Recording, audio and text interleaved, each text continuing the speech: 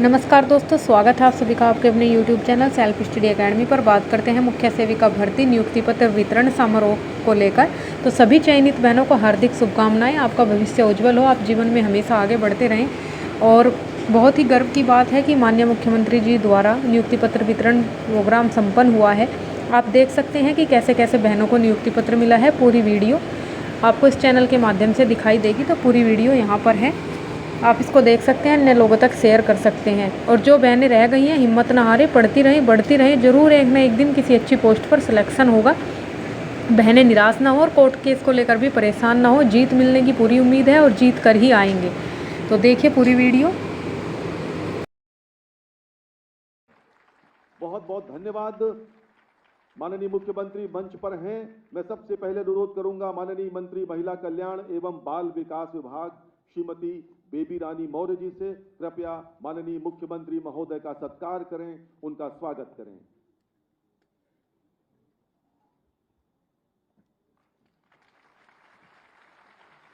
माननीय राज्य मंत्री श्रीमती प्रतिभा शुक्ला जी से अनुरोध है, कृपया माननीय वित्त मंत्री श्री सुरेश खन्ना जी का स्वागत करें।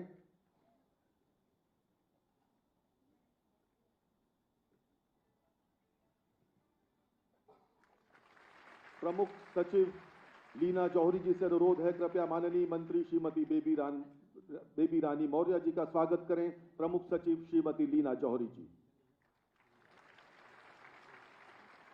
एक बार पुनः अनुरोध प्रमुख सचिव महोदया से, कृपया माननीय मंत्री श्रीमती प्रतिभा शुक्ला जी का स्वागत करें। बहुत बहुत धन्यवाद। और आज का दिन एक ऐतिहासिक दिन है। लगभग 20 वर्षों बाद उत्तर प्रदेश के बाल विकास सेवा एवं पुष्टाहार विभाग में मुख्य सेविका के पद पर इतने बड़े स्तर पर सीधी भर्ती प्रक्रिया संपन्न हुई है।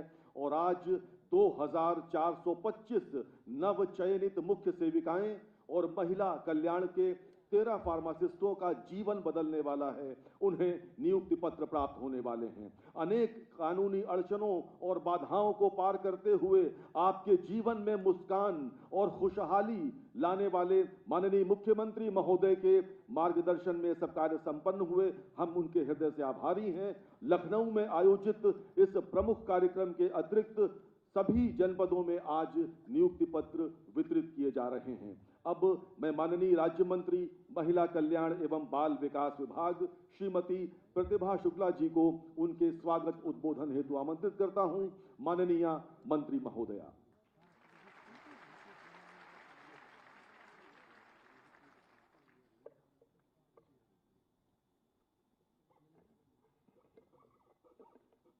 कोई पद चिन्हों पे चलता है, कोई पद चिन्ह बनाता है। ऐसे हमारे मुख्यमंत्री जी, जो कर्मठ योग यशस्वी माननीय मुख्यमंत्री जी, सुपोषित सुशिक्षित प्रदेश की परिकल्पनाओं को साकार रूप देने की मंशा से उत्तर प्रदेश अधीनस्थ सेवा चयन आयोग के माध्यम से नवनियुक्त मुख्य सेविकाओं तथा फार्मासिस्ट की नियुक्ति का जो पत्र विवरण कार्यक्रम में आप सभी लोगों का हम हार्दिक स्वागत, अभिनंदन और वंदन करते हैं। मंच पर बैठे वित्त मंत्री माननीय सुरेश खन्ना जी का स्वागत करते हैं। और हमारी मंत्री विभाग की बेबी रानी मौर्य जी, आपका भी स्वागत अभिनंदन है। लीना जौहरी जी का और ब्रोका जी का भी स्वागत अभिनंदन है। साथ ही आज के दिन हमारे लिए, पूरे विभाग के लिए, न जाने कितने परिवारों के लिए एक अविस्मरणीय अवसर है। कोई साधारण दिन ये नहीं, बल्कि इतिहास के पन्नों में दर्ज होने वाला ये खास क्षण है, जब 20 वर्षों की लंबी प्रतीक्षा के बाद आज माननीय मुख्यमंत्री जी के कर कमलों से 2024-25 मुख्य सेविकाओं और महिला कल्याण विभाग द्वारा संचालित बाल देख रेख संस्थानों के कार्य में करने वाले 13 फार्मासिस्ट की नियुक्ति पत्र का विवरण आज किया जाएगा। साथ मेरे लिए गर्व का क्षण भी है, यह भावनाओं से भरा अवसर भी है। आज आपके हाथों में जो नियुक्ति पत्र है, ये मात्र एक सरकारी नौकरी प्रदान करने वाला कागज नहीं है, बल्कि यह समाज की ओर से दिया गया एक विश्वास पत्र भी है। उस ओर एक माँ की उम्मीद है जो चाहती है कि उसका बच्चा स्वस्थ हो। यह बेटी का सपना है जो शिक्षा और पोषण के हकदार है, उस गांव का भरोसा है जो आपके माध्यम से बदलती हुई तस्वीर को देखना चाहता है। मुख्य सेविका का कार्य क्षेत्र बहुत बड़ा है, लेकिन उसका महत्व उससे भी बड़ा है। आंगनवाड़ी केवल बच्चों को पढ़ाने और भोजन प्रदान करने का स्थान नहीं है, यह वो जगह है जहाँ से समाज का भविष्य एक आकार लेता है। यह वह मंच है जो मातृशक्ति, बाल शक्ति और दोनों को पोषण और सुरक्षा देता है। आंगनबाड़ी केंद्रों को सेवा का मंदिर कहा जाए तो कम होगा। मुख्य सेविका की भूमिका एक सहयोगी पर्यवेक्षिका की भूमिका है। आपको यह कार्य संवेदनशीलता के साथ और धैर्य तथा समाज के प्रति गहरी जिम्मेदारी की आवश्यकता है। आज सरकारी कर्मचारी के साथ साथ आप एक जन सेविका भी हैं। जब कोई अपने बच्चे को आपके केंद्र में छोड़कर जाता है तो वह आश्वस्त हो जाता है। उसका विश्वास आपके व्यक्तित्व का सबसे बड़ा सम्मान है। जब कोई बच्चा पोषित, शिक्षित होकर जीवन में आगे बढ़ता है तो उसकी सफलता में आपका परिश्रम झलकता है। किसी भी विभाग के कार्यों को सकुशल क्रिया रूप में देने के लिए सबसे महत्वपूर्ण कड़ी एक जनशक्ति होती है। विगत कुछ वर्षों में विभाग के द्वारा अथक प्रयासों से आयोग के माध्यम से जिला कार्यक्रम अधिकारी के 6 पदों पे तथा बाल विकास परियोजना अधिकारी के 200 से अधिक पदों पर जो चयन आज हुआ है, इसके साथ ही साथ आंगनबाड़ी कार्यकर्त्री 3077 पदों की प्रोन्नति के माध्यम से तथा 19,424 पदों की में जो सीधी भर्ती का माध्यम हुआ है, वो पारदर्शी रूप में विभाग को धरातल पर मजबूती प्रदान करता है। विभाग के द्वारा समस्त आंगनबाड़ी कार्यकर्त्री सहायिका बहनों की प्रधानमंत्री जीवन बीमा ज्योति योजना तथा प्रधानमंत्री सुरक्षा बीमा योजना, आयुष्मान बीमा योजना का लाभ भी पहुंचाया जा रहा है। आज विशेष अवसर पर मैं आप सभी से कुछ निवेदन करना चाहती हूँ। पहला कि आपके दायित्व को कृपया सरकारी सेवा तक ही सीमित न समझें, इसे एक सेवा का अवसर भी समझें। इतिहास गवाह है कि जिन लोगों ने अपने कार्यों को सेवा समझा है, उन्होंने जीवन में बड़ा परिवर्तन भी किया है। दूसरा, समाज में बदलाव लाने के लिए केवल प्रशासनिक फैसलों से ही काम नहीं चलता, बल्कि दिल से जुड़कर सेवा करनी होती है। आप अपने बच्चों को खिलाएंगी तो केवल एक पोषण नहीं देंगी, बल्कि आत्मीयता भी बांटेंगी। जब आप माँ को स्वस्थ और पोषण की जानकारी देंगी तो केवल आंकड़े नहीं बांटेंगी, उसका विश्वास भी जगाएंगी। तीसरा परिवर्तन केवल केंद्र के भीतर ही नहीं, बल्कि गांव और शहर की गलियों में भी हो रहा है। आप प्रयास कीजिए कि हर आंगनबाड़ी केंद्र केवल एक भवन न होकर पूरे क्षेत्र में ज्ञान का केंद्र, प्रगति का केंद्र बन जाए। जब केंद्र के आसपास की महिलाएं और माताएं और किशोरियां जो शिक्षा और स्वास्थ्य के प्रति अपनी आत्मनिर्भरता की दिशा में सीखने में जो लगी हुई हैं, तो समझिए आपका मूल कार्य पूरा होने वाला है। मैं आप सबको इस अवसर पर पुनः हार्दिक बधाई देती हूँ और आपकी मेहनत का ही यह फल है कि आपका जीवन स्वर्णिम अध्याय है। लेकिन याद रखिए, यह केवल शुरुआत है। आने वाले वर्षों में आपको अपनी कठिन मेहनत, संवेदनशीलता और निर्णयों में बिना रुके, बिना थके सेवा से इस पद को और अधिक सार्थक करना होगा। आइए हम सब मिलकर यह संकल्प लें कि हर बच्चा स्वस्थ हो, पोषित हो, हर माँ को सम्मान मिले, सुरक्षा मिले, हर बेटी का सपनों को पंख लगे। और यही सच्ची सेवा है, यही वास्तविक अर्थों में राष्ट्र निर्माण भी है, और यही आपके जीवन का सबसे बड़ा पुरस्कार है। श्रीमद् भगवद गीता में श्री अर्जुन को जो उपदेश दिया था, वो शाश्वत प्रासंगिक है। इन शब्दों के साथ मैं अपनी वाणी को विराम देती हूँ।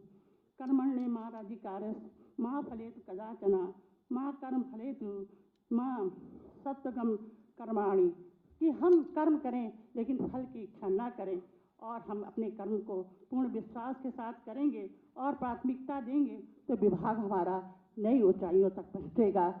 जय हिंद, जय भारत। बहुत बहुत धन्यवाद माननीय मंत्री महोदया। और अब मैं महिला कल्याण एवं बाल विकास विभाग की माननीय मंत्री श्रीमती बेबी रानी मौर्य जी को उनके उद्बोधन हेतु आमंत्रित करता हूं। माननीय मंत्री महोदया।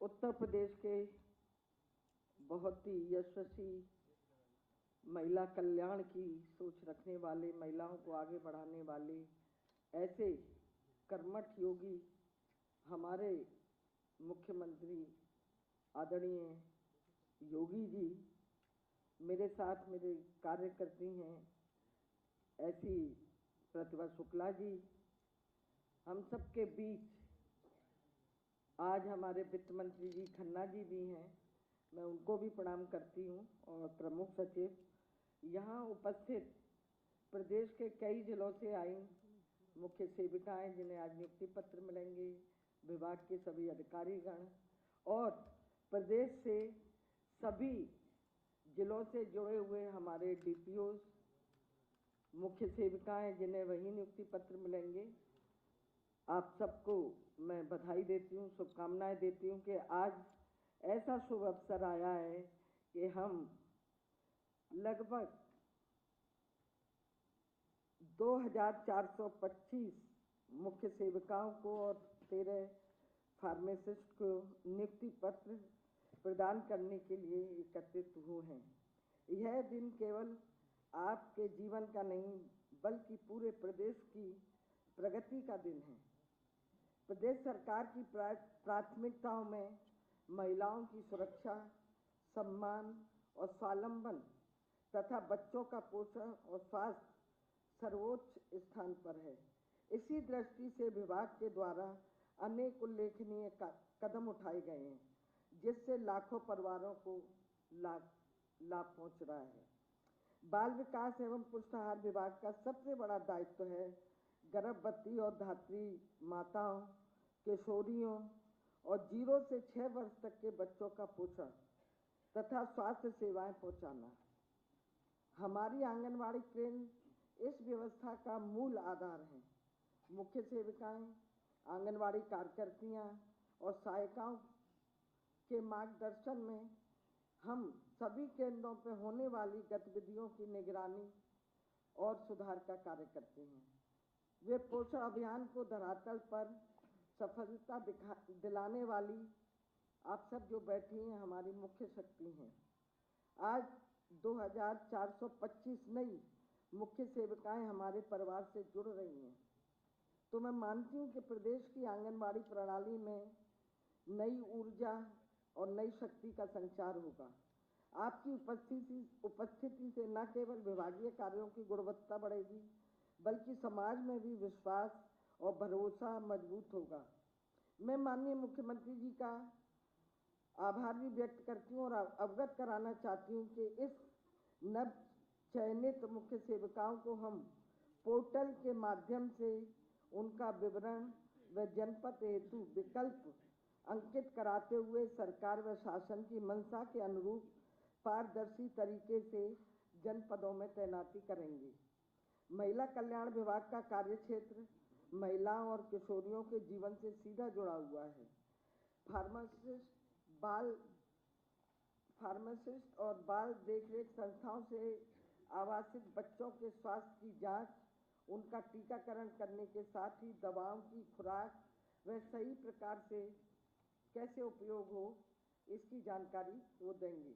मैं इस महत्वपूर्ण अवसर पर विभाग की कुछ उल्लेखनीय उपलब्धियों का भी जिक्र करना चाहूँगी, जिन्होंने बाल पोषण, महिला सशक्तिकरण, स्वास्थ्य सेवा के क्षेत्र में नए कीर्तिमान स्थापित किए हैं।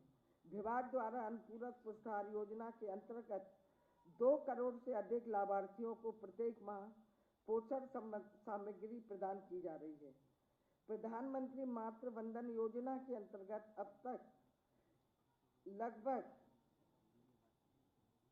4,06,717 लाभार्थियों को 183 करोड़ की धनराशि दे चुके हैं। यह मातृ और शिशु स्वास्थ्य के क्षेत्र में एक अनुकरणीय प्रयास है। विभाग द्वारा 7 बाल विकास परियोजना अधिकारियों को जिला कार्यक्रम अधिकारी के रूप में पदोन्नत किया गया है और 197 मुख्य सेविकाओं को उत्तर प्रदेश लोक सेवा आयोग द्वारा बाल विकास परियोजना अधिकारी के रूप में भी पदोन्नत किया गया है। यह विभाग पदोन्नति प्रणाली में पारदर्शिता और प्रगति का ही प्रतीक है। इस कार्यकाल में लगभग 14,537 आंगनबाड़ी केंद्रों का नवनिर्माण किया गया तथा 2,620 केंद्रों का कायाकल्प किया गया है, जो बाल विकास एवं महिला सशक्तिकरण की दिशा में एक बड़ी और उल्लेखनीय उपलब्धि है। हमारे कर्मठ एवं यशस्वी मुख्यमंत्री जी की महत्वाकांक्षी योजना मिशन शक्ति महिलाओं को सशक्त एवं स्वावलंबी बनाने की दिशा में एक महत्वपूर्ण कदम है। महिला कल्याण विभाग की विभिन्न योजनाएं इस बात का प्रमाण है कि माननीय मुख्यमंत्री जी प्रदेश की आदि आबादी को सशक्त बनाकर प्रदेश के विकास की एक महत्वपूर्ण कड़ी के रूप में प्रतिष्ठित करना चाहते हैं। प्रदेश में समान लिंगानुपात स्थापित करने, कन्या भ्रूण हत्या को रोकने, बालिकाओं के स्वास्थ्य व शिक्षा की स्थिति को सुदृढ़ करना तथा बालिकाओं के जन्म के प्रति समाज की सोच को बदलने हेतु 2019 में माननीय मुख्यमंत्री जी ने कन्या सुमंगला योजना की शुरुआत की। योजना के आरंभ में वर्ष 2019 से अब तक इस योजना के अंतर्गत 26 लाख पात्र लाभार्थियों को 615 करोड़ की धनराशि से लाभान्वित किया गया है। महिलाओं को सबल प्रदान करना प्रदेश सरकार की प्राथमिकता है।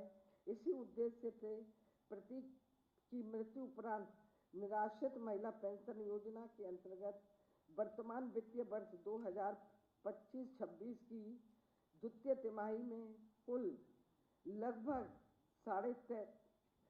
37 लाख महिलाओं को आज पेंशन दी जा रही है।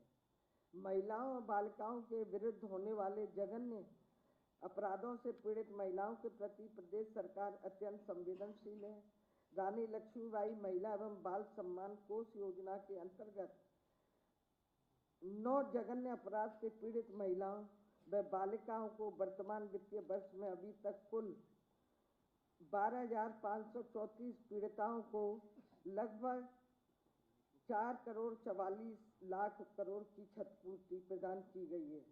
साथ ही प्रदेश में 96 वन स्टॉप केंद्रों के माध्यम से कुल 2,26,000 प्रकरणों का निस्तारण किया गया है। महिलाओं एवं बालिकाओं की सुरक्षा तथा संरक्षण हेतु प्रदेश में 181 महिला हेल्पलाइन संचालित की जा रही है। अब तक इसके अंतर्गत 8 लाख महिलाओं को सहायता प्रदान की गई है। इन सभी उपलब्धियों के लिए मैं माननीय मुख्यमंत्री जी का आभार व्यक्त करती हूँ कि वो बालिकाओं का, महिलाओं का, निराश्रित महिलाओं का इतना ध्यान रखते हुए लगातार हम उनकी सहायता कर रहे हैं। उन्हें जहाँ भी ज़रूरत पड़ रही है उनके साथ खड़े होके, उनके कंधे से कंधा मिला के उनको समाज की मुख्य धारा से जोड़ने का कार्य कर रहे हैं। इन सभी उपलब्धियों के लिए मैं माननीय मुख्यमंत्री जी को बधाई भी देती हूँ और आभार भी व्यक्त करती हूँ। और साथ ही आपके दूरदर्शी नेतृत्व, महिलाओं के प्रति सम्मान और सशक्तिकरण के प्रति संकल्पबद्ध दृष्टिकोण तथा बच्चों के सर्वांगीण विकास की अडिग प्रतिबद्धता से ही यह संभव हुआ है। मुझे पूरा विश्वास है कि आप सब अपने कार्यों और विभाग के प्रदेश की गरिमा को ऊंचाई देंगे। आपकी मेहनत से उत्तर प्रदेश हर बच्चा स्वस्थ होगा, हर माँ सुरक्षित होगी और हर परिवार खुशहाल होगा।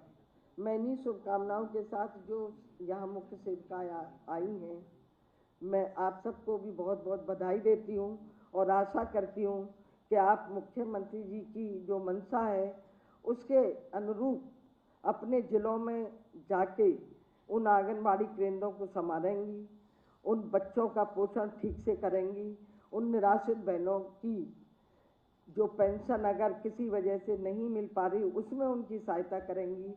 और रानी लक्ष्मीबाई जो पुरस्कार है, अगर किसी बहन के साथ कोई अपराध हो जाता है तो उसमें भी उसकी सहायता करेंगी। इसी आशा के साथ मैं आपसे विदा लेती हूँ। बहुत बहुत धन्यवाद। जय हिंद, जय भारत। बहुत बहुत धन्यवाद आदरणीय। अपनी दृढ़ इच्छा शक्ति एवं माननीय मुख्यमंत्री महोदय के मार्गदर्शन में उत्तर प्रदेश के महिला कल्याण एवं बाल विकास विभाग ने इस भर्ती प्रक्रिया को न केवल सफलतापूर्वक पूरा किया बल्कि आप सभी की तैनाती भी पूरी पारदर्शिता के साथ की जा रही है। नव चयनित मुख्य सेविकाओं तथा फार्मासिस्टों की भर्ती प्रक्रिया और विभागीय गतिविधियों के विषय में अधिक जानकारी प्राप्त करने के लिए आइए देखते हैं ये लघु फिल्म। देश का युवा स्वस्थ होगा तभी देश सक्षम बनेगा। स्वस्थ युवा पीढ़ी ही स्वस्थ और सशक्त भारत का निर्माण करेगी। इसी विजन के अनुरूप यशस्वी प्रधानमंत्री नरेंद्र मोदी जी की प्रेरणा से राष्ट्रीय पोषण मिशन सुपोषित भारत के संकल्प को कर रहा है साकार। 6 वर्ष से कम उम्र के बच्चों, गर्भवती महिलाओं और स्तनपान कराने वाली माताओं में कुपोषण के स्तर को कम कर इन्हें सुपोषित बना रही है कर्मयोगी सरकार। माननीय मुख्यमंत्री योगी आदित्यनाथ के यशस्वी नेतृत्व में स्वस्थ और पोषित बचपन को नए आयाम दे रहा है महिला कल्याण, बाल विकास एवं पुष्टाहार विभाग। टेक होम राशन में सुधार, जीवन के पहले 1000 दिनों पर विशेष नजर, आंगनबाड़ी कार्यकर्तियों का प्रशिक्षण और संभव अभियान जैसी अभिनव पहल ने कुपोषण मुक्त उत्तर प्रदेश के निर्माण को दी है नई दिशा और नई गति। गर्भावस्था, शैशवावस्था, बचपन और किशोरावस्था में बच्चों के स्वस्थ जीवन में महत्वपूर्ण भूमिका निभा रही हैं ये मुख्य सेविकाएं। उत्कर्ष के इन 8 वर्षों में उत्तर प्रदेश के सभी 75 जनपदों में 19,424 पदों पर आंगनबाड़ी कार्यकर्तियों की नियुक्ति के साथ ही 3,000 से अधिक पदों पर आंगनबाड़ी सहायिका से आंगनबाड़ी कार्यकर्त्री के पद पर किया गया है प्रमोशन। 22,290 मिनी आंगनबाड़ी कार्यकर्तियों को मुख्य में परिवर्तित कर संबंधित आंगनबाड़ी कार्यकर्तियों को बढ़ा हुआ मानदेय प्रदान किया जा रहा है। लोक सेवा आयोग के माध्यम से जिला कार्यक्रम अधिकारी और बाल विकास परियोजना अधिकारी के 200 से अधिक पदों पर हुई है पदोन्नति। महिला कल्याण विभाग के अंतर्गत संचालित बाल देखरेख संस्थाओं में 13 पदों पर फार्मासिस्ट का चयन किया गया है। ये फार्मासिस्ट बाल देखरेख संस्थाओं में आवासित बच्चों के स्वास्थ्य परीक्षण में सहयोग करेंगे। देश के सामने एक सक्षम बचपन से सक्षम जवानी आए, प्रतिभावान नौजवान हमारे सामने मिले, उसकी नींव को मजबूत करने की जिम्मेदारी आप सबकी है। आंगनबाड़ी कार्यकर्तियों की मार्गदर्शक, प्रशिक्षक और सहयोगी के साथ ही नीति और जमीनी क्रियान्वयन के मध्य सुपोषण सेतु की भूमिका निभाती हैं मुख्य सेविकाएं। माननीय मुख्यमंत्री योगी आदित्यनाथ जी के यशस्वी नेतृत्व में लगभग 2 दशकों के बाद महिला कल्याण, बाल विकास एवं पुष्टाहार विभाग में मुख्य सेविकाओं के पद पर सुनिश्चित हुई है भर्ती। मिशन रोजगार के तहत माननीय मुख्यमंत्री जी के करकमलों से आज उत्तर प्रदेश अधीनस्थ सेवा चयन आयोग की निष्पक्ष एवं पारदर्शी भर्ती प्रक्रिया के अंतर्गत चयनित बाल विकास सेवा एवं पुष्टाहार विभाग उत्तर प्रदेश की 2,425 मुख्य सेविकाओं तथा महिला कल्याण विभाग उत्तर प्रदेश के 13 फार्मासिस्टों को नियुक्ति पत्र वितरित किया जा रहा है। पारदर्शिता और जवाबदेही के साथ ही स्वस्थ समाज के नवनिर्माण को आप देंगे नई ऊर्जा। इस विश्वास के साथ आप सभी नवचयनित अभ्यर्थियों को उज्जवल भविष्य की हार्दिक शुभकामनाएं। माननीय मुख्यमंत्री जी के यशस्वी नेतृत्व में यह सिर्फ एक नियुक्ति नहीं बल्कि समाज के प्रति कर्मयोगी सरकार की प्रतिबद्धता का प्रतीक है, जो सशक्त, नारी सशक्त आंगनबाड़ी के साथ समृद्ध उत्तर प्रदेश के नवनिर्माण को देगी नई दिशा। तभी तो कहते हैं, काम दमदार, डबल इंजन सरकार। और अब मैं उत्तर प्रदेश के माननीय मंत्री वित्त एवं संसदीय कार्य आदरणीय सुरेश खन्ना जी को उनके उद्बोधन हेतु आमंत्रित करता हूं। माननीय मंत्री महोदय।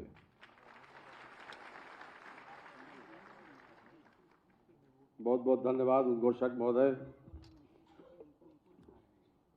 आज इस मुख्य सेविकाओं के एवं फार्मासिस्टों के नियुक्ति पत्र वितरण समारोह के अवसर पर इस सभागार में उपस्थित उत्तर प्रदेश के शिखर पुरुष यशस्वी मुख्यमंत्री आदरणीय योगी आदित्यनाथ जी, हमारी महिला एवं बाल विकास मंत्री सम्माननीय बेबी रानी मौर्य जी, सम्माननीय प्रतिभा शुक्ला जी हमारी राज्य मंत्री हैं, प्रमुख सचिव श्रीमती लीना जौहरी जी, यहाँ पर विराजमान सभी सम्मानित बुजुर्गों और दोस्तों, आज जिनको नियुक्ति पत्र वितरण की जा रही है, ऐसी हमारी सम्माननीय मुख्य सेविका जो अपने योग्यता और पुरुषार्थ के बल पर उनका चयन हुआ है, उपस्थित अन्य महानुभाव, बहनों और भाइयों, लोग कहते हैं बदलता है जमाना अक्सर, और मर्द वो हैं जो जमाने को बदल देते हैं।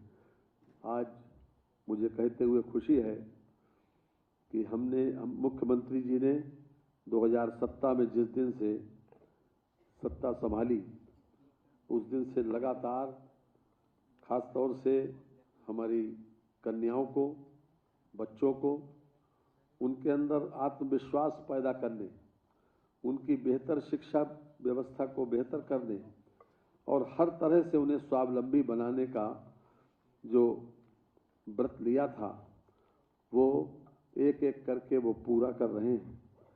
आज कन्याओं के सुरक्षा और सम्मान की व्यवस्था, उनके अंदर आत्मविश्वास जगाने की व्यवस्था, खास तौर से चाहे रोमियो स्क्वाड का गठन हो और चाहे 181 के माध्यम से लाखों लोगों को सुरक्षा प्रदान की गई हो, और या फिर जो सबसे ज़्यादा मैं समझता हूं कि आवश्यक है समाज में, तो त्वरित न्याय, उसके तहत आज चाहे पॉक्सो केस हो या दूसरे मुकदमे हों, उनमें विशेष रूप से शीघ्र न्याय दिलाने की व्यवस्था हो। इन सब चीज़ों को प्राथमिकता के आधार पर लेते हुए एक अभूतपूर्व प्रगति की है उत्तर प्रदेश ने योगी आदित्यनाथ जी के नेतृत्व में।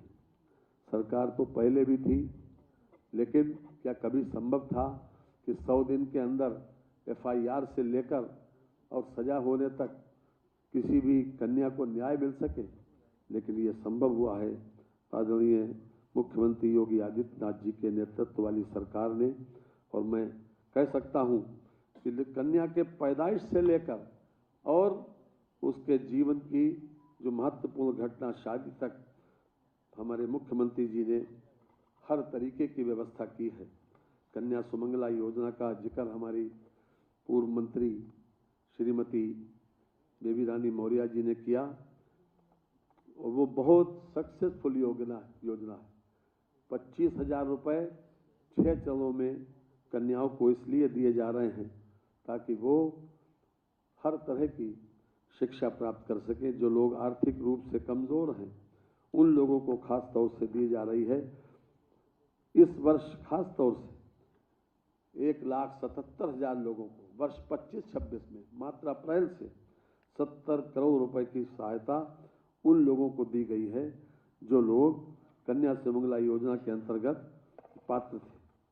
इसके पहले लगभग 612 करोड़ रुपया खर्च करके 25,96,000 लोगों को कन्या सुमंगला योजना में लाभान्वित किया जा चुका है। एक तरफ कन्या सुमंगला योजना में शिक्षित करना, दूसरी तरफ पढ़ाई लिखाई के बाद अगर वो चाहें तो मानदेय के आधार पर सेल्फ हेल्प ग्रुप ज्वाइन करना, और उसके बाद जब शादी लायक हो जाएं तो उनकी शादी की व्यवस्था भी करना।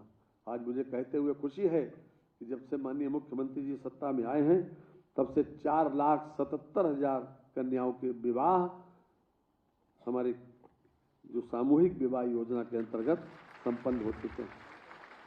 कन्या पैदा होने से लेकर माँ बाप को ये चिंता होती थी कि उसकी शादी कैसे होगी। आज तमाम परिवार जो आर्थिक रूप से संपन्न नहीं हैं या जिनके पास अपना संसाधन नहीं है, उन्हें यह विश्वास है, घर बैठे वो इस बात का जिक्र करते हैं कि मुख्यमंत्री जी ने ऐसी व्यवस्था की है कि चाहे पढ़ाई हो, चाहे फिर सेल्फ हेल्प ग्रुप हो, और फिर चाहे विवाह हो, हर तरीके की व्यवस्था शासन ने कर रखी है।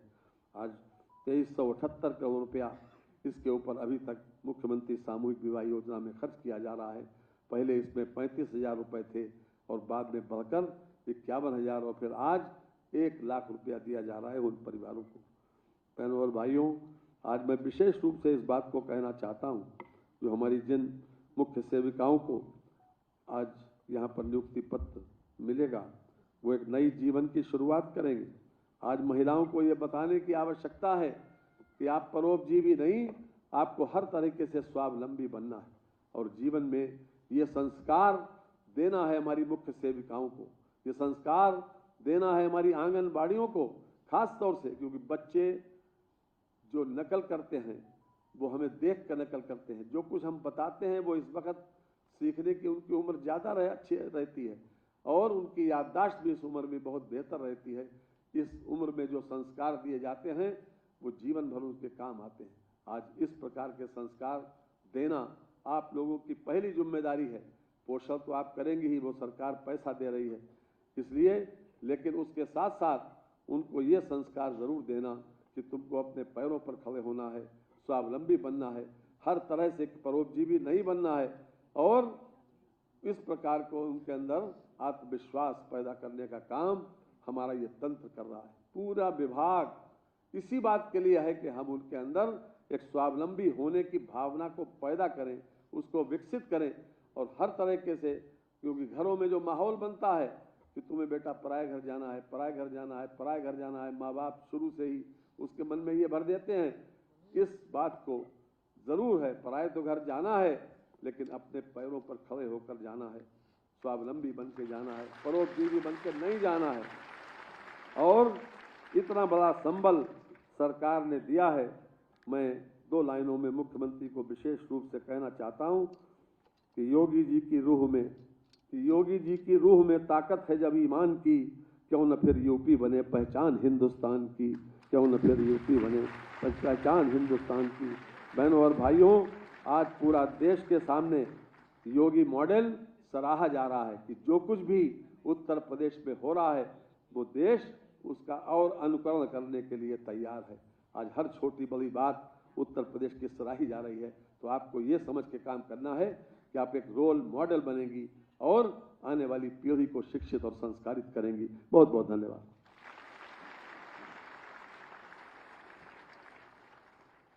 बहुत बहुत धन्यवाद माननीय मंत्री महोदय। और अब समय है माननीय मुख्यमंत्री महोदय के कर कमलों से नियुक्ति पत्र प्राप्त करने का। मैं अनुरोध करूंगा माननीय मुख्यमंत्री महोदय से कृपया नियुक्ति पत्र देने के लिए कृपा पूर्वक आगे आना चाहें। सबसे पहले मैं आवाज दे रहा हूं प्रतापगढ़ की सुश्री श्रेया पांडे को, कृपया मंच पर आएं और माननीय मुख्यमंत्री महोदय के कर कमलों से अपना नियुक्ति पत्र प्राप्त करें। मुख्य सेविका।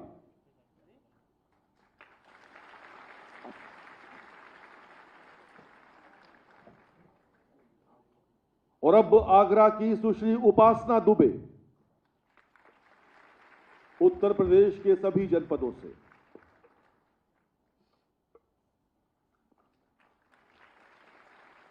गोरखपुर की नसरीन फातिमा,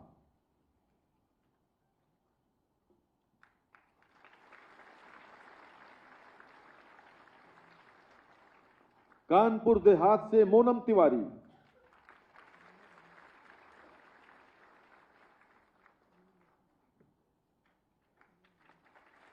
लखीमपुर खीरी से सुश्री गुरप्रीत कौर,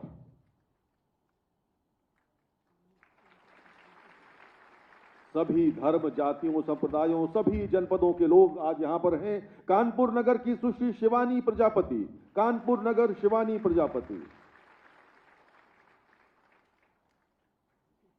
लखीमपुर खीरी से थारू जनजाति की सुश्री पूजा सिंह मंच पर हैं इस समय।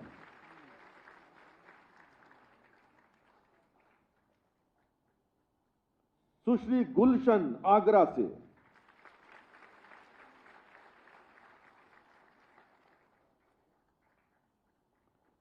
कानपुर नगर से सुश्री नेहा गुप्ता,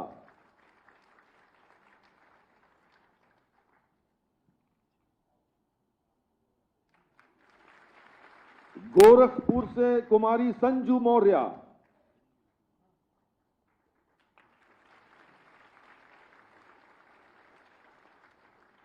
सीतापुर से सुश्री सीमा शुक्ला,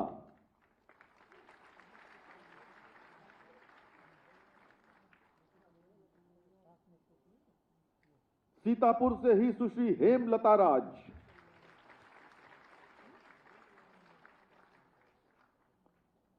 रायबरेली से अंकिता पटेल,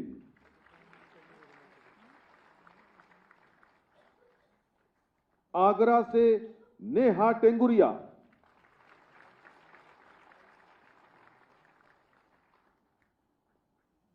आजमगढ़ पूजा सिंह,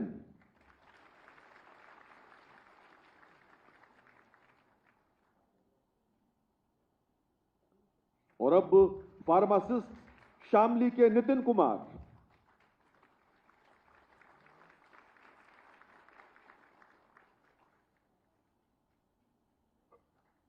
बाराबंकी की सुश्री सीमा रानी,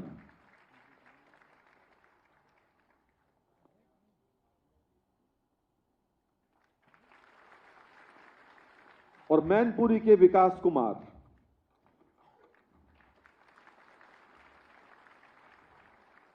बहुत बहुत धन्यवाद माननीय मुख्यमंत्री महोदय, आपकी सदाशयता के लिए बहुत बहुत धन्यवाद। और हमारे बीच कुछ उम्मीदवार हैं जो अपने विचार हमसे साझा करने वाले हैं। माननीय मुख्यमंत्री महोदय की अनुमति से अब हम सबसे पहले आवाज दे रहे हैं लखीमपुर खीरी की सुश्री नंदू राणा को, जो थारू जनजाति से आती हैं और मुख्य सेविका के पद पर चयनित हुई हैं, सुश्री नंदू राणा। जी, समय लेने के लिए धन्यवाद। नमस्ते सर, मैं नंदू राणा जनपद लखीमपुर खीरी के दुधवा नेशनल पार्क के जंगलों में स्थित थारू समाज के क्षेत्र से ग्राम सुरमा की रहने वाली हूँ। सर, मैं बता दूं कि मैं उस जगह से आई हूँ जहाँ आज भी मूलभूत आवश्यकताओं की कमी है, जैसे इंटरनेट, बिजली और सबसे बड़ी समस्या है उच्च शिक्षण संस्थान। सर, मैं बता दूं कि मेरा अब तक का सफ़र बहुत ही संघर्षमय रहा है। मेरे पति जो हैं छोटे से कृषि हैं और मैं गांव के ही सरकारी स्कूल में शिक्षा मित्र के पद पर कार्यरत रही हूं। सर, शिक्षण कार्य और परिवार के दायित्वों के बीच ही मैंने आगे की तैयारी की और आज अधीनस्थ सेवा चयन आयोग के माध्यम से मुख्य सेविका के पद पर चयन हुई हूँ। निष्पक्ष इस भर्ती प्रक्रिया को निष्पक्ष तरीके से पूर्ण कराने के लिए मैं माननीय मुख्यमंत्री जी को हृदय से आभार व्यक्त करती हूँ। और मैं बताना चाहती हूँ प्रदेश की जनता को कि जब एक आदिवासी समाज की महिला को ये अवसर प्राप्त हो सकता है तो हर वह लड़की या महिला अपने मेहनत के बल पर कोई भी पद हासिल कर सकती है।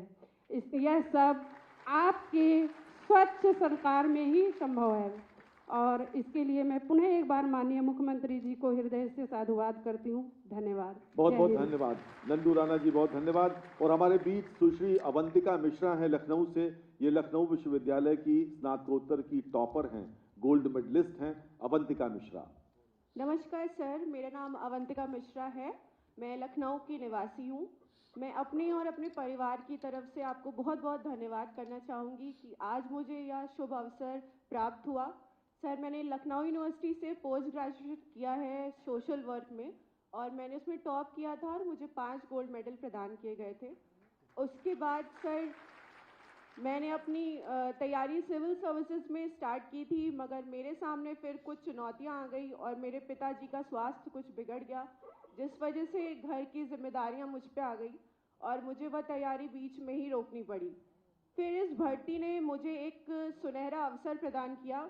यह भर्ती एक अवसर की तरह मेरे पास आई और मैंने अपने पूरे प्रयास से, पूरी मेहनत से इसमें सफलता हासिल की। मैं आपका धन्यवाद करना चाहती हूँ कि आपने पूरी पारदर्शी तरह से और बिना किसी भेदभाव के इस भर्ती को पूरा कराया और आज मुझे यह शुभ अवसर प्राप्त हुआ। सर, आपका बहुत बहुत धन्यवाद। बहुत बहुत धन्यवाद अवंतिका जी। और हमारे बीच प्रतापगढ़ की सुश्री श्रेया पांडे हैं और श्रेया जी ने मुख्य सेविका की परीक्षा में सर्वोच्च स्थान प्राप्त किया है। श्रेया जी, कृपया अपने अनुभव साझा कीजिए। नमस्कार सर, मेरा नाम डॉक्टर श्रेया पांडे है। मैं जनपद प्रतापगढ़ की निवासी हूँ। इस परीक्षा में मैंने प्रथम स्थान प्राप्त किया है। यदि यह परीक्षा सुचितापूर्ण तरीके से संपन्न ना कराई गई होती तो हम जैसे लोगों के लिए संभव ना हो पाता। मैंने परास्नातक के पश्चात जेआरएफ की परीक्षा को उत्तीर्ण करके अपनी डॉक्टरेट की उपाधि को हासिल किया है। यह विज्ञापन मेरे जीवन में रोशनी की किरण लेकर आया है, जिसमें मुझे यह यकीन था अगर मैं अपना 100% दूंगी तो निश्चय है अपने लिए एक सीट को प्राप्त कर सकती हूं। और यह विश्वास था मुझे अपने माननीय मुख्यमंत्री जी पर और अपनी सरकार पर, जिन्होंने सुचितापूर्ण तरीके से इस परीक्षा को संपन्न कराया तथा मेरे सपने को साकार किया, जिसका परिणाम यह हुआ कि अपने पारिवारिक जिम्मेदारियों का निर्वहन करते हुए मैंने इस परीक्षा में प्रथम स्थान को प्राप्त किया है। इसके लिए मैं मुख्यमंत्री जी का हृदय से आभार व्यक्त करती हूँ। धन्यवाद सर। बहुत बहुत धन्यवाद। और फार्मासिस्ट के पद पर चयनित अमरोहा की सुश्री सिकलेश। माननीय मुख्यमंत्री जी एवं मंच पर आसीन समस्त माननीय अतिथिगण को मेरा सादर प्रणाम। मेरा नाम सिकलेश है। मैं अमरोहा जिले के गजरोला की निवासी हूँ। मेरा चयन UPSSC के माध्यम से महिला कल्याण विभाग में फार्मासिस्ट के पद पर हुआ है। मैं इस सरकार और माननीय मुख्यमंत्री जी का बहुत बहुत धन्यवाद व्यक्त करती हूँ, क्योंकि यह जो नियुक्ति है बहुत पारदर्शी और सुचितापूर्ण संपन्न हुई है। मैं अपने पद की गरिमा को रखते हुए अपने कर्तव्य का पालन पूर्ण निष्ठा, ईमानदारी और सेवा भाव के साथ करूंगी। धन्यवाद। फार्मासिस्ट के पद पर ही चयनित दिनेश विश्वकर्मा। माननीय मुख्यमंत्री जी एवं मंच पर उपस्थित सभी अतिथिगण को मेरा सादर प्रणाम। मेरा नाम दिनेश विश्वकर्मा है। मैं आजमगढ़ का निवासी हूँ। मेरा चयन अधीनस्थ सेवा चयन आयोग के द्वारा महिला कल्याण विभाग में फार्मासिस्ट के पद पर हुआ है। मैं माननीय मुख्यमंत्री जी को अवगत कराना चाहूँगा कि आपकी सरकार में युवाओं को ढेर सारे रोजगार के अवसर प्रदान किए जा रहे हैं, जिसके लिए मैं आपका तहे दिल से बहुत बहुत धन्यवाद करता हूँ। बहुत बहुत धन्यवाद। वास्तव में नारी शक्ति को समर्पित आज का ये विशिष्ट आयोजन फूलों की कोमल छाया में शक्ति का नाम हिनारी है, जग को जीवन देने वाली मौत भी तुझसे हारी है। मित्रों, वर्तमान सरकार महिलाओं और बच्चों के सर्वांगीण विकास के लिए अत्यंत संवेदनशील है। देवियों और सज्जनों, प्रदेश के युवाओं के निराशा के अंधकार से बाहर निकालकर पिछले 8 वर्षों में मिशन रोजगार के माध्यम से युवाओं को 8.5 लाख से अधिक सरकारी नौकरी देने वाले और 2 करोड़ से अधिक युवाओं को MSME और निजी क्षेत्र में रोजगार दिलवाने वाले उत्तर प्रदेश के लोकप्रिय मुख्यमंत्री आदरणीय योगी आदित्यनाथ जी को मैं उनके आशीर्वचन के लिए आमंत्रित करता हूं। माननीय मुख्यमंत्री महोदय।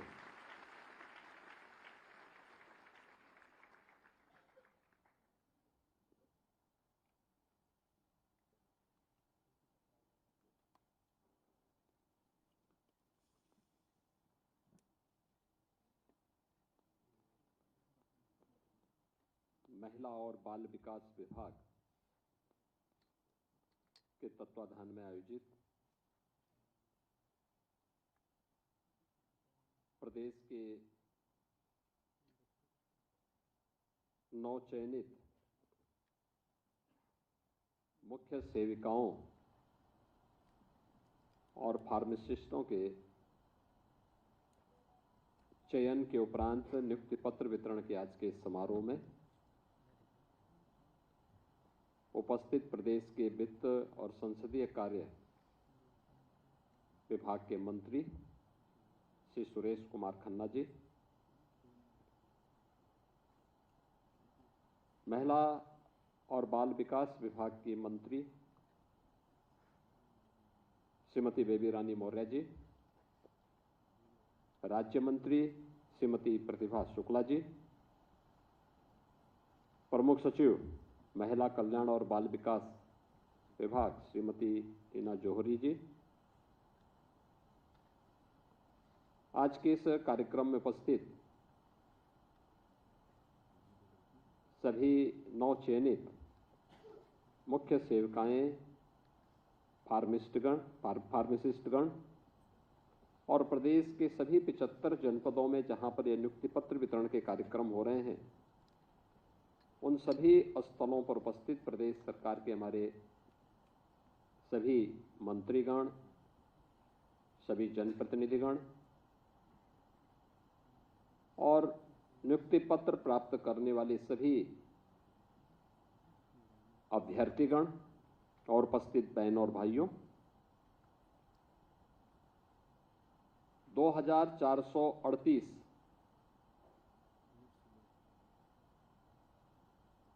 अभ्यर्थियों को ये नियुक्ति पत्र आज एक साथ वितरित हो रहे हैं, जिसमें 2425 आंगनबाड़ी केंद्रों में प्रदेश की कुपोषित माताओं के लिए और नवजात शिशुओं के पोषण अभियान की मॉनिटरिंग के लिए मुख्य सेविकाओं का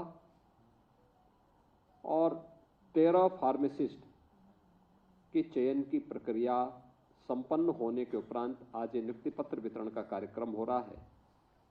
मैं सबसे पहले जो प्रदेश भर की बेटियों को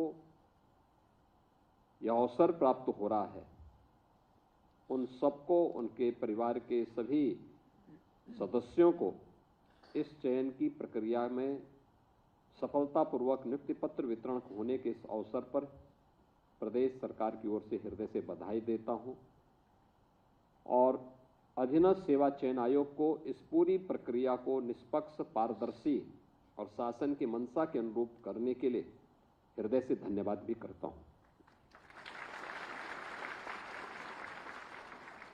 वास्तव में हर एक युवा के मन में एक सपना होता है और उस सपने को प्राप्त करने के लिए वह अपने स्तर पर प्रयास करता है, एक स्वस्थ प्रतिस्पर्धा को आगे बढ़ाने का काम करता है। उस युवा के सपने को मंच देने का काम किसी भी लोकप्रिय सरकार को करना चाहिए। इस सरकार का दायित्व होता है, युवा प्रतिभाशाली होता है, ऊर्जा से भरपूर होता है, उसको सही दिशा मिल सके, वह राष्ट्र निर्माण की प्रवर्तमान अभियान का हिस्सा बन सके, यह किसी भी सरकार की जिम्मेदारी बननी चाहिए। लेकिन जब वही युवा भेदभाव का शिकार होता है, बेईमानी और भ्रष्टाचार की भेड़ चढ़ता है, ये क्षति केवल एक युवा की नहीं होती, राष्ट्रीय क्षति होती है। राष्ट्र उस प्रतिभा से वंचित होता है, पीढ़ियां उस प्रतिभा से वंचित होकर के, कुंठित होकर के निराशा और हताशा की ओर जाती है। दुर्भाग्य से लगभग 2 दशक तक उत्तर प्रदेश एक लंबे समय किस हताशा, निराशा के जाल में फंस करके पूरी तरह अंधकार के युग में जा चुका था। 2017 के पहले यही होता था, नियुक्ति नहीं हो पाती थी। अगर नियुक्ति कहीं से आ भी गई तो उसमें बंदर बांट होता था। बेईमानी और भ्रष्टाचार इस कदर में होती थी कि योग्यता के आधार पर किसी भी युवा को उसका चयन नहीं मिल पाता था। परिणाम होता था, न्यायालय को हस्तक्षेप करना होता था और उसके बाद फिर ये मामले आगे बढ़ते थे। परिणाम क्या रहा? उत्तर प्रदेश की नियति हो गई थी बीमारू राज्य बनने की। उत्तर प्रदेश को परमात्मा ने, प्रकृति ने बीमारू नहीं बनाया था। बेईमान राजनीतिक दलों ने उत्तर प्रदेश को बीमारू बनाया था। मानसिक रूप से बीमार लोगों ने उत्तर प्रदेश को बीमार बनाया था।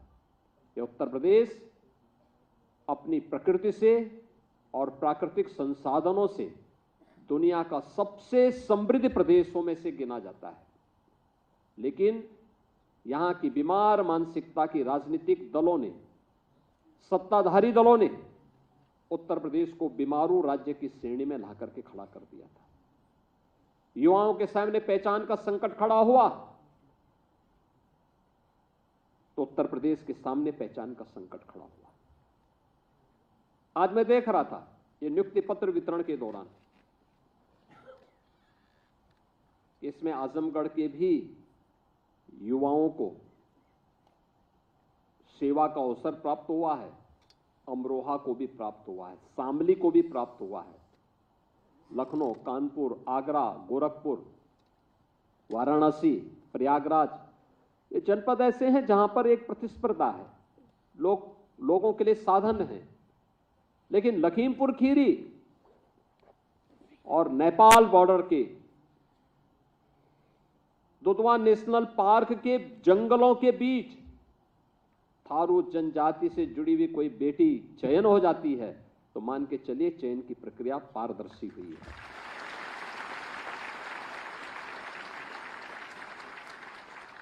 चयन की प्रक्रिया में अगर सुदूर किसी आजमगढ़ से, किसी अमरोहा से, किसी बिजनौर से, किसी शामली से, किसी ललितपुर से, किसी जालौन से, किसी सोनभद्र से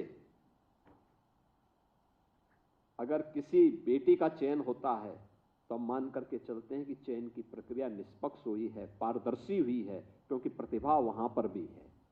और इस पूरी चयन की प्रक्रिया में आपने इन सब बातों को देखा होगा। नियुक्ति की प्रक्रिया के दौरान भी मैं देख रहा था, और एक नहीं, मैं तो अभी जो सूची मेरे सामने है इस सूची को मैं देख रहा था, 2-2 थारू बेटियों का चयन हुआ है। यानी जिन तक नौकरी नहीं पहुंच पाती थी, जिन तक योजनाएं नहीं पहुंच पाई थी, आज उन तक नौकरी पहुंच रही है।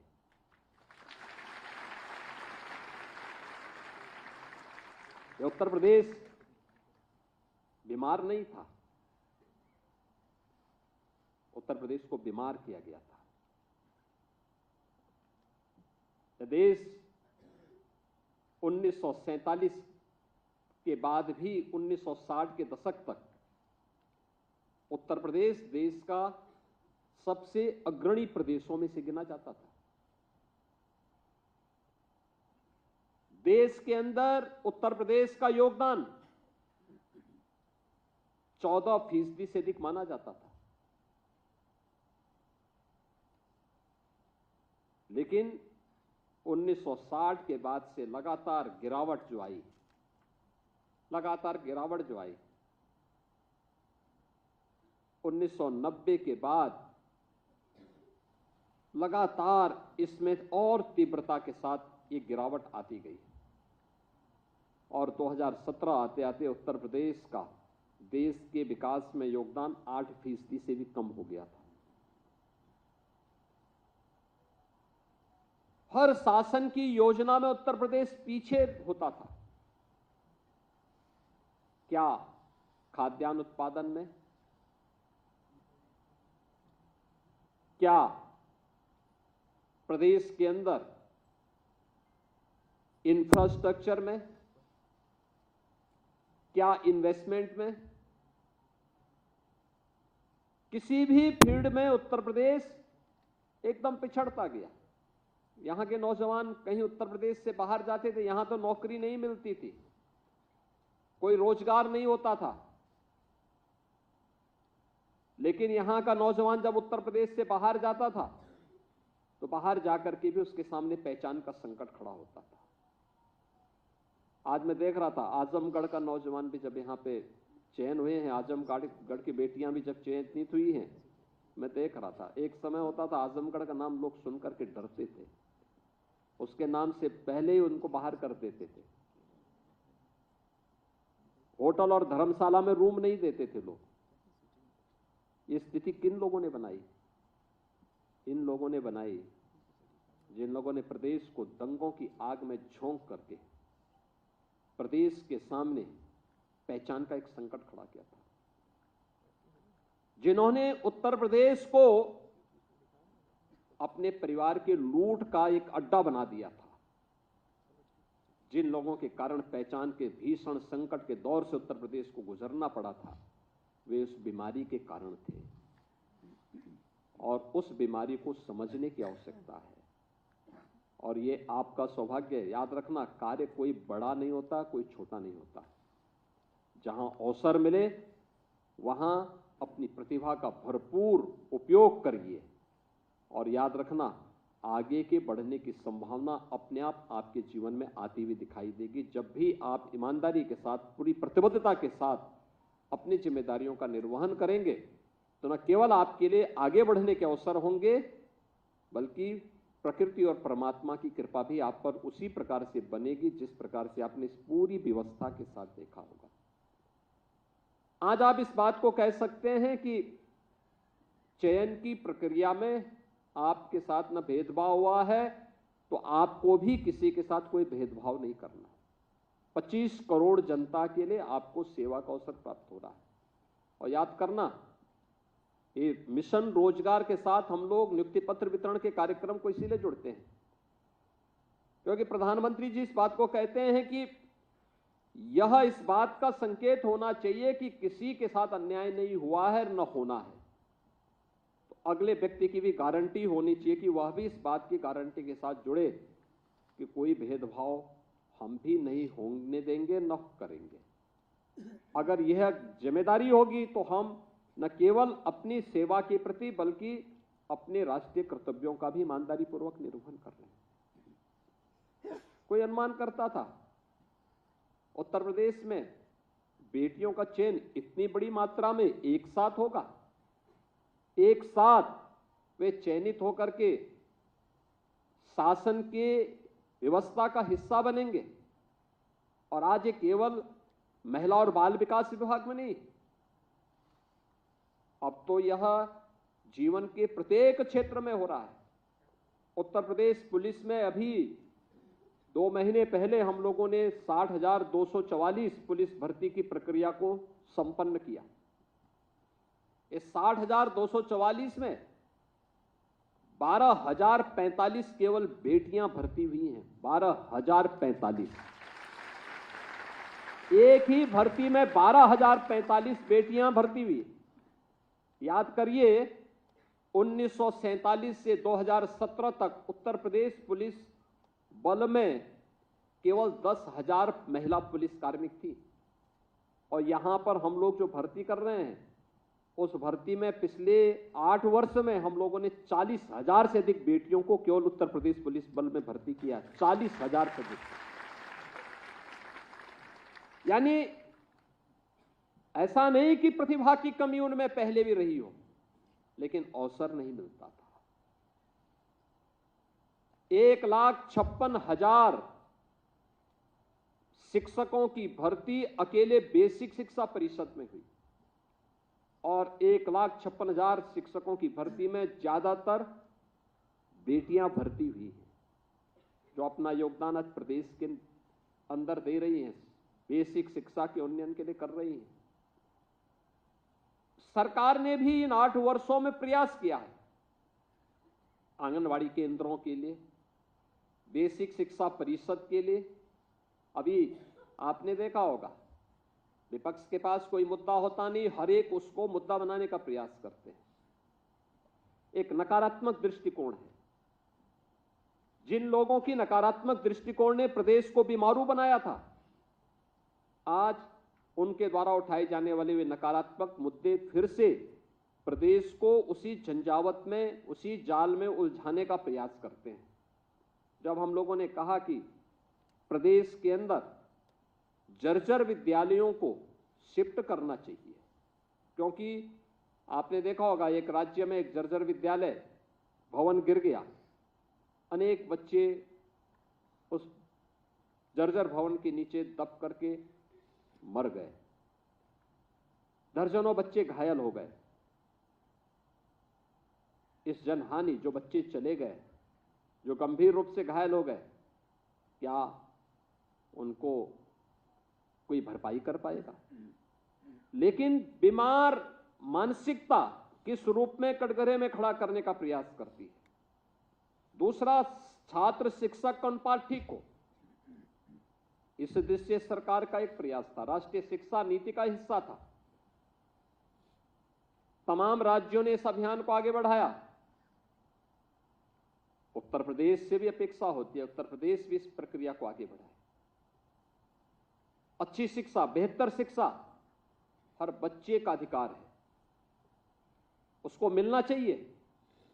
सरकार ने जब इस अभियान को आगे बढ़ाया तो उसके नाम पर तमाम प्रकार से भ्रम पैदा करने का प्रयास हुआ। सरकार ने इस बारे में कहा कि हम जो विद्यालय भवन अच्छी स्थिति में होंगे और पेयरिंग का पार्ट बनेंगे, वहां पे हम लोग जो बच्चे आएंगे उनके लिए प्री प्राइमरी चलाएंगे, प्री प्राइमरी स्कूल चलाएंगे, बाल वाटिका चलाएंगे। 3 वर्ष से लेकर के 6 वर्ष तक के बच्चों को वहां पर ले जाकर के उन्हें प्री प्राइमरी के रूप में उनके लिए एक व्यवस्था देंगे और उन सभी बच्चों के लिए एक पोषण मिशन का एक विशेष अभियान लेकर के चलेंगे, जिससे उन बच्चों को भी हम लोग प्रदेश के अंदर पोषण मिशन के कार्यक्रम के साथ जोड़ करके उन्हें बेहतर रूप से आगे बढ़ा सकें। क्योंकि किसी भी बच्चे के जीवन में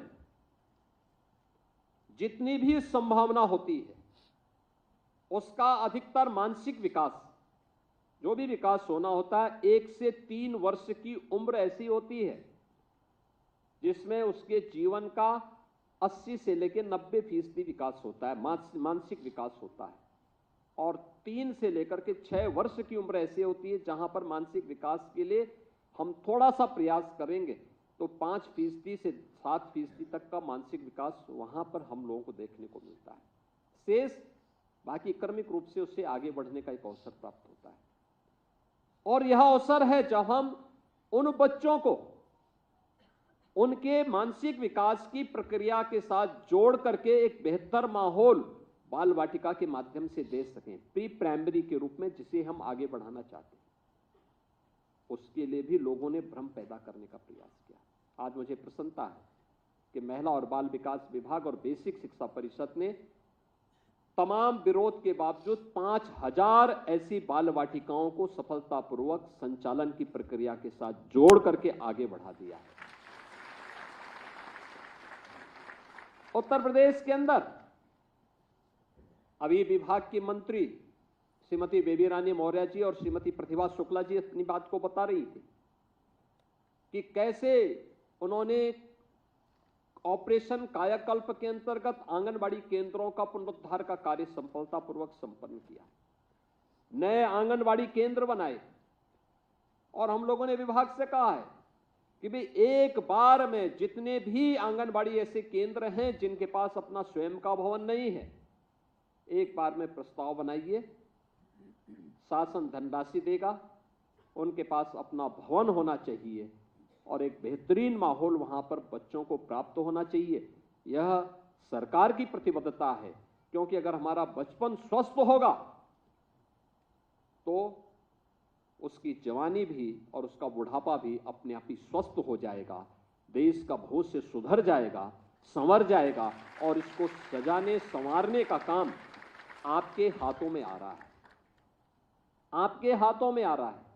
याद रखना, देश के बचपन को बचाने की पूरी जिम्मेदारी, प्रदेश के बचपन को बचाने की महत्वपूर्ण जो जिम्मेदारी है वह दायित्व आपके ऊपर आ रहा है। इसी के लिए प्रधानमंत्री जी ने इस बात को कहा। हमेशा प्रधानमंत्री जी इस बात पर जोर देते हैं कि जो हमारी आंगनबाड़ी की बहनें हैं, उन बहनों का काम उसी प्रकार से है जैसे मां यशोदा का काम था। भगवान श्री कृष्ण को उनके जन्म से लेकर के और 6 वर्ष की उम्र तक का लालन पालन मां यशोदा ने किया था। याद रखना, जब भी कृष्ण की बात आती है, श्री कृष्ण की बात आती है, तो मां यशोदा को भी हर व्यक्ति याद करता, स्मरण करता, उसी श्रद्धा भाव के साथ उन्हें सम्मान देता है। आपका स्थान भी वही बनने जा रहा है। आप उन आंगनबाड़ी केंद्रों में जो बहनें काम कर रही हैं, उनकी मॉनिटरिंग के लिए, उनका वहां पर मॉनिटरिंग के लिए आपको एक मुख्य सेविका के रूप में अपने दायित्व का निर्वहन करना है। वहां पर उस दायित्व का निर्वहन करना है, उसके साथ आपको जुड़ना है। तो एक बड़ी जिम्मेदारी है। हमें अपने कार्यों के माध्यम से यह दिखाना होगा कि बेटा हो या बेटी, कोई भेदभाव नहीं होना चाहिए। लोगों में एक अवेयरनेस पैदा होना चाहिए, एक जागरूकता बहुत महत्वपूर्ण है।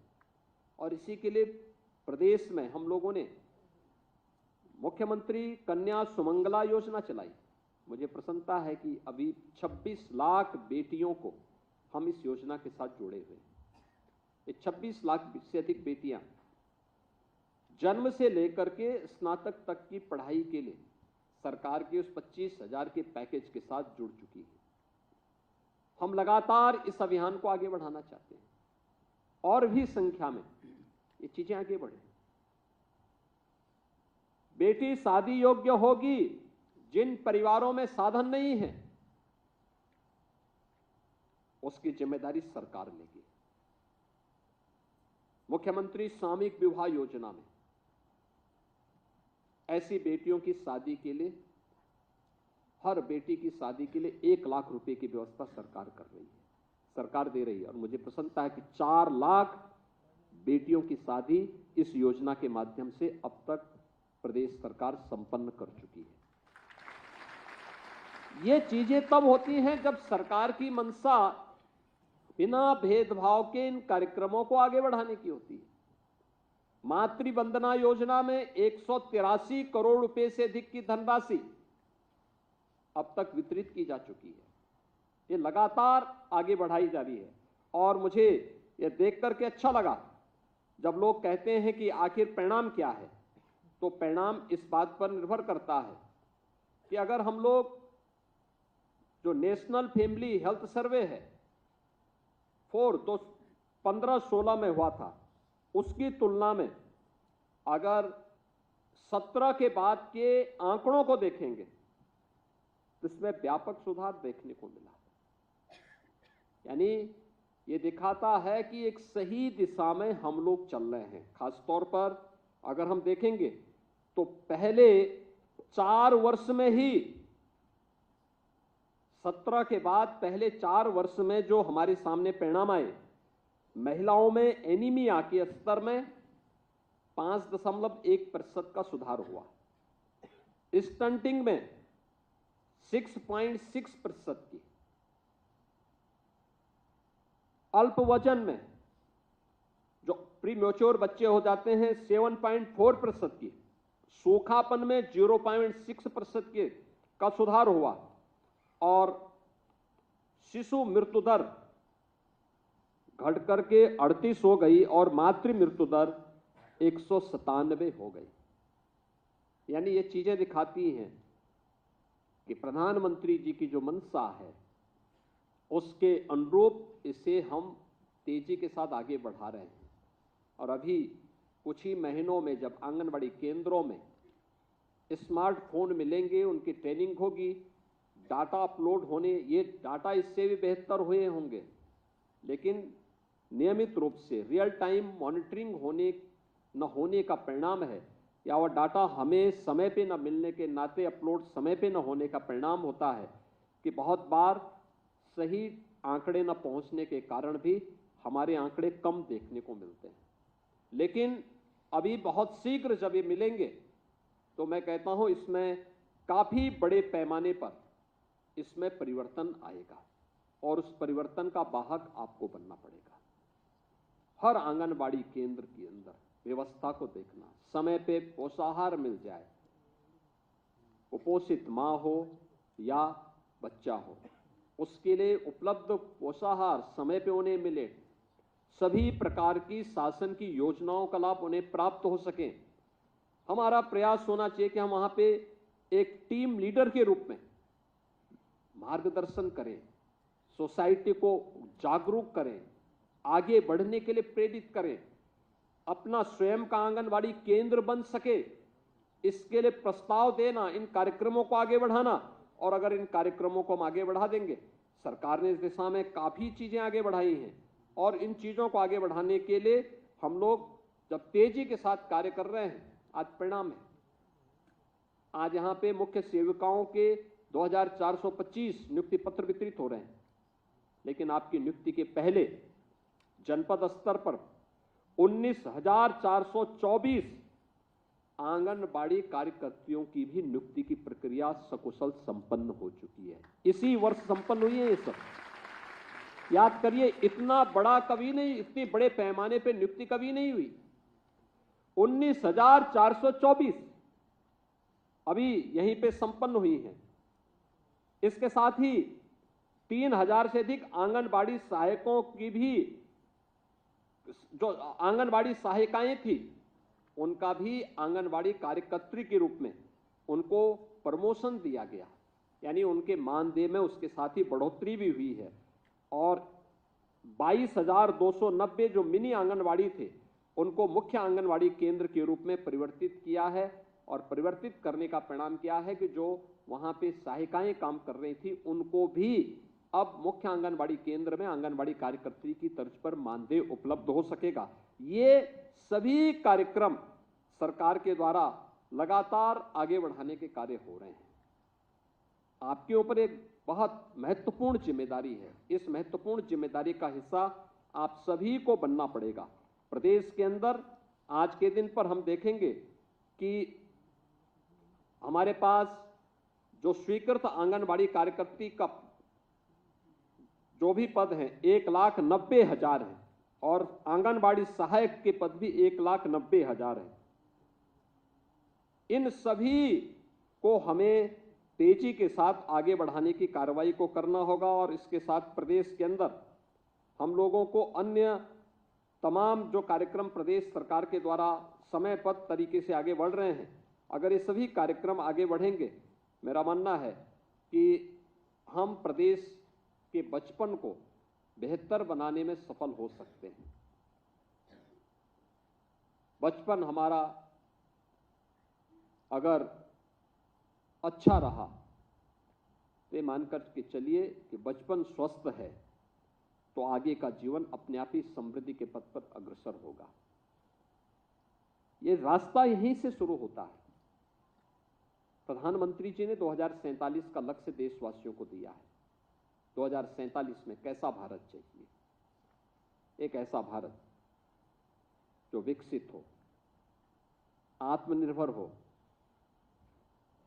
समृद्धि के पथ पर आगे बढ़ते हुए दुनिया का नेतृत्व करने वाला हो।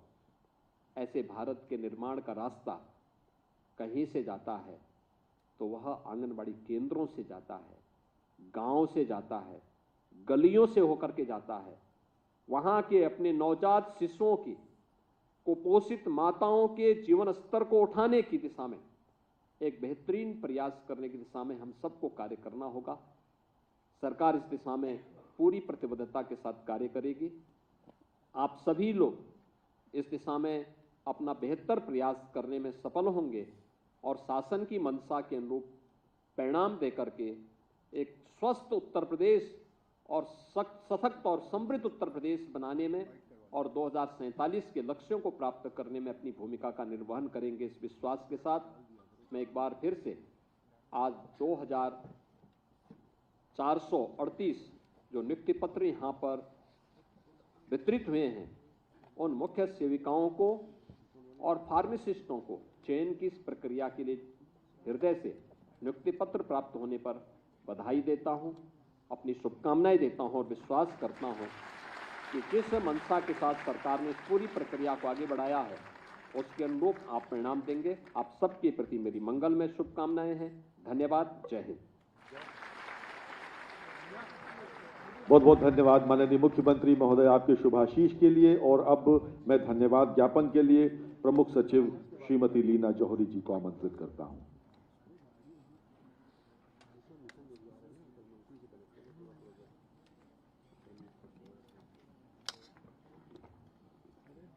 धन्यवाद। मैं आज मुख्य सेविकाओं एवं फार्मासिस्ट की नियुक्ति पत्र वितरण समारोह के में अपनी गरिमामय उपस्थिति प्रदान करने के लिए सर्वप्रथम माननीय मुख्यमंत्री जी को धन्यवाद देना चाहूँगी। मुझे विश्वास है कि आपका जो ओजस्वी वक्तव्य सभी हमारे नवनियुक्त मुख्य सेविकाओं व फार्मासिस्ट ने जो सुना है वो एक मार्गदर्शन और के रूप में उनको हमेशा साथ रहेगा और उनका उत्साहवर्धन भी करेगा। मैं उस उपलक्ष्य में उपस्थित होने के लिए अब हमारा निमंत्रण स्वीकार करने के लिए माननीय वित्त मंत्री जी एवं संसदीय कार्य मंत्री जी को भी तहे दिल से धन्यवाद देती हूँ कि आपने हमारा निमंत्रण स्वीकार किया और यहाँ आके हमारे कार्यक्रम को और भी गरिमामय बनाया तथा इस आगे के क्रम में मैं अपने विभाग की माननीय मंत्री महिला कल्याण बाल विकास श्रीमती बेबी रानी मौर्य, जिनके मार्गदर्शन में ये कार्यक्रम सुव्यवस्थित रूप से आयोजित हो सका, को भी धन्यवाद देना चाहूँगी। माननीय राज्य मंत्री जी को भी धन्यवाद देना चाहूँगी, जिनका मार्गदर्शन हमें समय समय पर प्राप्त होता रहता है और हम अपने विभाग की कार्यों को हमेशा निरंतर आगे बढ़ाते रहते हैं। मैं विभाग के सभी अधिकारियों, कर्मचारियों को भी धन्यवाद देती हूँ, जिनके अथक प्रयास और परिश्रम से ये कार्यक्रम इतने अल्प समय में इस गरिमामय रूप से आयोजित हम कर सके। अंत में मैं SSSC के चेयरमैन साहब श्री सावत जी को और हमारे डेवलपमेंट पार्टनर्स को भी धन्यवाद देना चाहूँगी, जो कि समय समय पर जिनके वजह से एक तो ये निष्पक्ष चयन हुआ, जिसके वजह से हम सब लोग आज इस कार्यक्रम में मौजूद हैं और ये करवा रहे हैं, और जो हमारे डेवलपमेंट पार्टनर्स हैं, जिनके हमें योगदान मिलते रहते हैं और हम अपने कार्यक्रम और अपनी प्रणाली को और सुव्यवस्थित और सुदृढ़ बनाने का प्रयास निरंतर करते रहते हैं। अंत में मैं मीडिया के बंधुओं को भी धन्यवाद देना चाहूँगी। आप लोग के माध्यम से जो ये आज इतना हम लोग ने वक्तव्य सुना और इतना प्रेरित होके, मेरे ख्याल से हम लोग अधिकारी भी और जो हमारे नवनियुक्त हमारे फार्मासिस्ट हैं, हमारे आंगनवाड़ी को सुपरवाइज करने के लिए हमारी मुख्य सेविकाएं हैं, जाएंगे यहाँ से। आपकी कवरेज के माध्यम से सभी लोग को, देश की जनता को, प्रदेश की जनता को इसके बारे में जानकारी होगी और वो भी इसी से का उत्साहित होंगे। जाने से पहले मैं अंत में अपने सभी नवनियुक्त मुख्य सेविका और फार्मासिस्ट जो कि यहाँ पे मौजूद हैं और विभिन्न जनपदों से भी हमारे यहाँ जुड़े हुए हैं और उनको भी नियुक्ति पत्र वितरण हुआ है अपने संबंधित जिलों में, उनको भी शुभकामनाएं देती हूँ और विभाग में उनका स्वागत करती हूँ। धन्यवाद। जय हिंद, जय भारत। बहुत बहुत धन्यवाद। और अब माननीय मुख्यमंत्री महोदय आप सबके साथ एक समूह चित्र के लिए आपके समक्ष आने वाले हैं। आप सब अपने स्थान पर बैठे रहें, आप सब बैठे रहें और नियुक्ति पत्र को निकाल लें और अपने चेहरे के नीचे नियुक्ति पत्र को अपने सामने की ओर, नीचे की ओर आप उसको दिखाएंगे और ये चित्र आपके लिए हमेशा हमेशा के लिए आपके हृदय पटल पर अंकित हो जाएगा। आज का ये ऐतिहासिक क्षण मुख्य सेविकाओं के साथ, आंगनबाड़ी कार्यकर्तियों के साथ माननीय मुख्यमंत्री महोदय का ये चित्र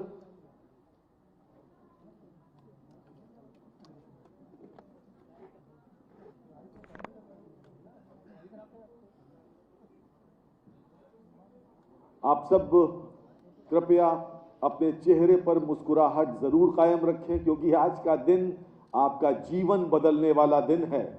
यह अद्भुत दिन है और ये चित्र विशेष रूप से आपके लिए पूरे जीवन एक संबल का कार्य करेगा और जब भी आप इस चित्र को देखेंगे तो आपके चेहरे पर एक मुस्कुराहट आ जाएगी। माननीय मुख्यमंत्री महोदय के मार्गदर्शन में ये पूरी प्रक्रिया संपन्न हुई। हम बहुत आभारी हैं माननीय मुख्यमंत्री महोदय के, उनका प्रस्थान हो रहा है। आप सब कृपया अपने स्थान पर बैठे रहेंगे। गणमान्य अतिथियों के प्रस्थान के पश्चात आप सब अपने अपने गंतव्य की ओर रवाना होंगे। आप सबका यहाँ पधारने के लिए बहुत बहुत धन्यवाद। नमस्कार। जय हिंद।